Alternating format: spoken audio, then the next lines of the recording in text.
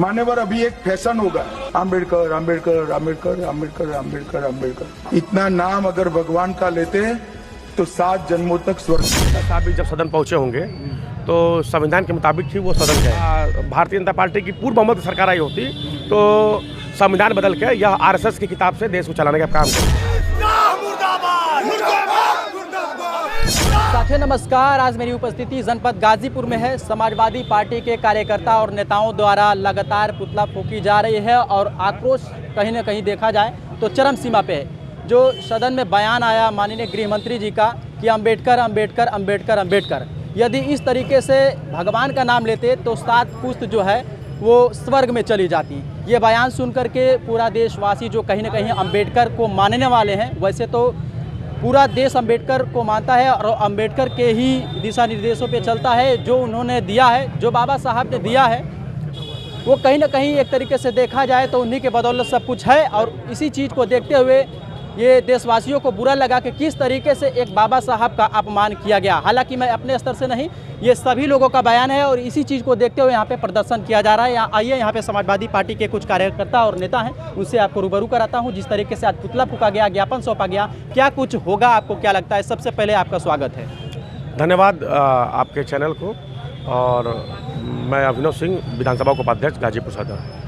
क्या लगता है जिस तरीके से पत्रक सौंपा गया और पुतला फूंकी गई तो क्या कुछ होगा? जिस तरीके से आप लोग मांग कर रहे हैं कि इस्तीफा दे देना चाहिए, बर्खास्त कर देना चाहिए, तो क्या लगता है? देखिए, माननीय अमित साहब भी जब सदन पहुंचे होंगे तो संविधान के मुताबिक ही वो सदन गए। और आज वह जो संविधान के रचयिता हैं, जो संविधान का प्रस्तुत किए भारत में, उन्हीं के खिलाफ आज इस तरह के बयानबाजी कर रहे हैं, तो ये बहुत ही शर्मनाक घटना है। और यह देश संविधान से चलता है, ना कि आरएसएस की किताब से चलता है। मुझे लगता है कहीं ना कहीं अमित शाह जी आरएसएस के किताब से इस देश को चलाना चाहते हैं और संविधान को नहीं मानने वाले लोग हैं। वाकई में अगर भारतीय जनता पार्टी की पूर्व बहुमत सरकार आई होती तो संविधान बदल के यह आरएसएस की किताब से देश को चलाने का काम करते हैं।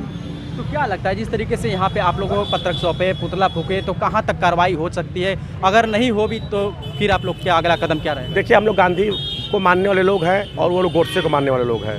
तो देश में इस तरह की ताकतें हमेशा रही हैं और भारतीय जनता पार्टी के रूप में गोडसे के लोग अभी मौजूद हैं। मुझे नहीं लगता है कि आदरणीय नरेंद्र मोदी जी या ओम बिरला जी किसी भी तरह का कार्रवाई करेंगे अमित शाह के ऊपर। लेकिन इस बयान को देखा जाए तो उनका कहना है कि इस बयान को जो है तोड़ मड़ोड़ करके चलाया गया है और इस चीज़ को लेकर के बात का बतंगड़ बनाया जा रहा है। मुझे लगता है कि जब कोई अपनी बातों को रखता है तो वह सीधा सीधा मीडिया पर आरोप लगाता है कि तोड़ मड़ोड़ को पेश किया गया है। लोकसभा में 75 चैनल के रिकॉर्डिंग होते हैं, आप कोई चैनल उठा के देख लो, लाइव उठा कर देख लो। अम्बेडकर अम्बेडकर 6 बार नाम लिया उन्होंने और अम्बेडकर का अपमान किया है। साथ साथ दलित पिछड़ों और जो अम्बेडकर को मानने वाले लोग हैं उन सभी का अपमान किया गया है अमित शाह के द्वारा, भारतीय जनता पार्टी के द्वारा।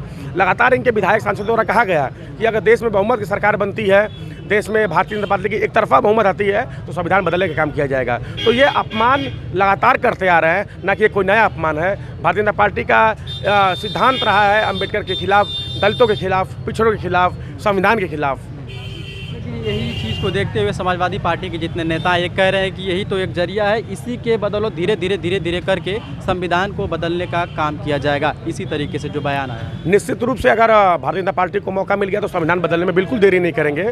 और यह लोग, मुझे नहीं लगता है कि आने वाले समय में यह देश में काबिज होंगे, क्योंकि संविधान को मानने वालों की संख्या ज़्यादा है और संविधान को नाम मानने वालों की संख्या बहुत कम है, जो भारतीय जनता पार्टी के रूप में हमेशा इनके चेहरे और चरित्र और भाषा के रूप में उजागर होती जाती है। मुझे लगता है कि आने वाले समय में यही संविधान के लोग, यही संविधान को मानने वाले लोग भारतीय जनता पार्टी को उखाड़ फेंकेंगे और देश में संविधान को मानने वालों की सरकार बनेगी।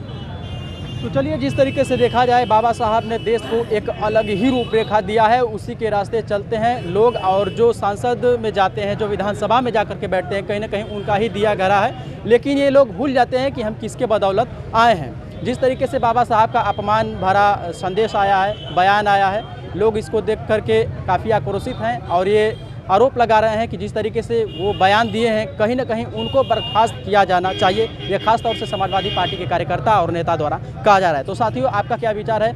सुझाव कमेंट सेक्शन में अपना ज़रूर बताइएगा। बहुत बहुत धन्यवाद। जय हिंद।